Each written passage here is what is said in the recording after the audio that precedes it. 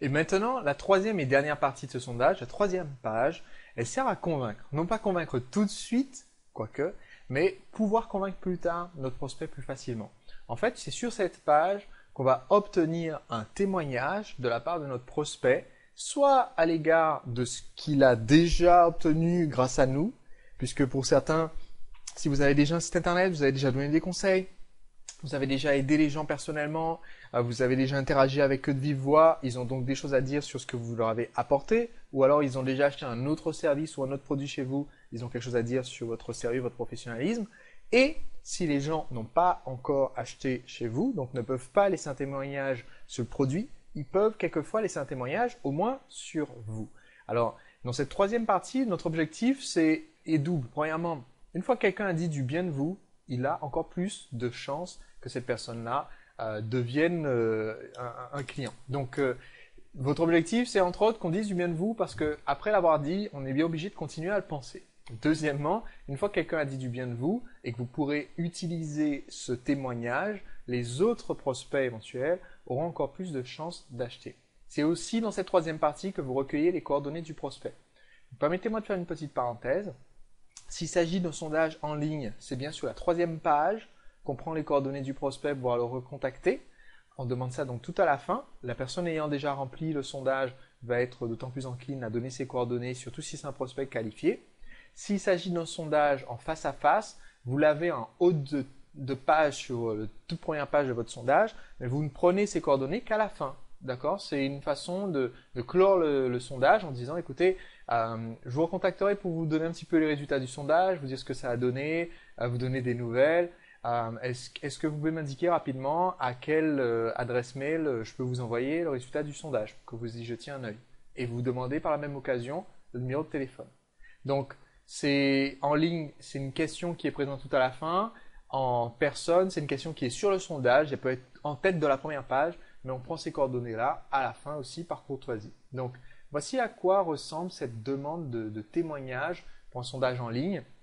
Je vais demander tout simplement, pour un site de conseil, avez-vous déjà eu des résultats grâce à mes conseils, en conférence, newsletter, vidéo, DVD? Racontez-moi et pensez à indiquer votre prénom.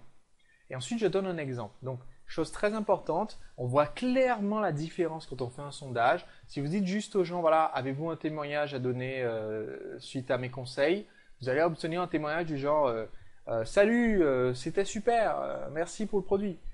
Alors que si vous donnez un exemple, alors ici, dans cet affichage, j'ai pas les retours à la ligne qui s'affichent, hein, mais évidemment, il y avait un retour à la ligne à chaque fois avant chacun des petits signes sur le côté. Donc en fait, voici l'exemple qu'on voit quand on a rempli le témoignage. Ça ressemble plutôt à ça. Voilà. Voilà à quoi ça ressemble en fait quand on est sur la page de mon sondage. Donc ce que j'ai fait tout simplement, c'est que soit je reprends un témoignage que j'ai reçu récemment par mail et je le mets à titre d'exemple de ce que je veux. Donc ça commence par bonjour Sébastien, on me dit merci, plein de conseils et tout. Et il y a une signature à la fin. Donc soit je prends un témoignage récent, soit dans l'exemple, vous pouvez vous écrire l'exemple du témoignage parfait que vous voudriez recevoir. Voilà. Par exemple, Paul a dit ceci.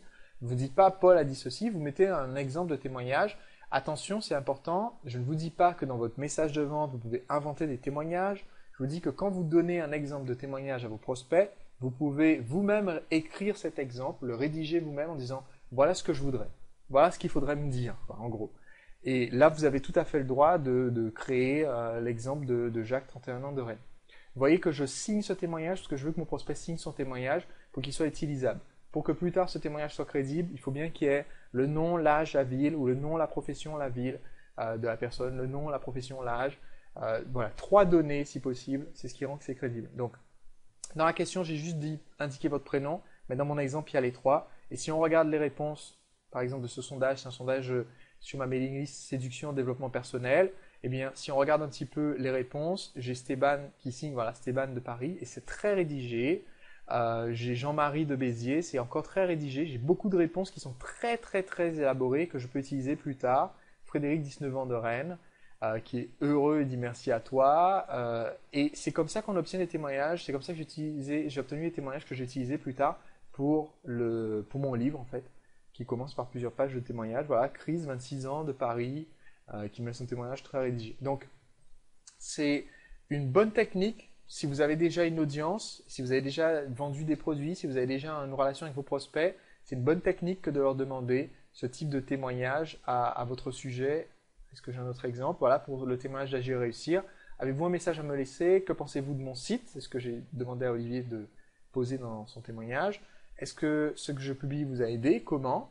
Et encore une fois, un exemple. Alors bon, voilà, l'exemple, c'est un exemple qu'on a rédigé en mettant voilà ce qu'on voudrait obtenir comme réponse. Et si on regarde les réponses, elles ont été du coup, au début, ça c'est avant qu'on donne l'exemple. Merci pour tout. Ne pas alors ça c'est voilà, c'est les tests. Et une fois qu'on a mis l'exemple, voilà, on voit la différence quand même de développement et de rédaction dans les messages. Et ensuite, vous pouvez demander quel est le prénom, âge et ville. Ça, c'est si vous avez demandé un témoignage ou si vous aviez déjà une relation avec les gens qui vont répondre au sondage.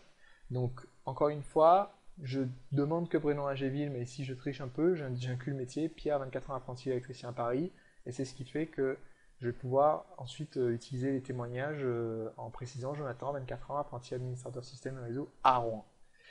Et maintenant, dernier détail, je vous ai dit à la fin, on recueille les coordonnées du prospect. Ici, vous voyez donc, dernière question du sondage. Il y a différentes façons de le faire, mais ici, si jamais vous avez posé une question à laquelle j'ai la réponse, quelle est l'adresse mail à laquelle je peux vous contacter pour vous envoyer cette réponse? Ça vous donne les coordonnées auxquelles vous pouvez contacter les prospects qui sont très intéressés. Donc faites-le vraiment systématiquement, demandez le contact du prospect à la fin. Ici, voilà, un exemple d'un autre sondage. Encore une fois, c'est totalement facultatif. À quelle adresse mail puis-je vous contacter suite à ce formulaire? Selon le sondage, je le rends facultatif ou obligatoire.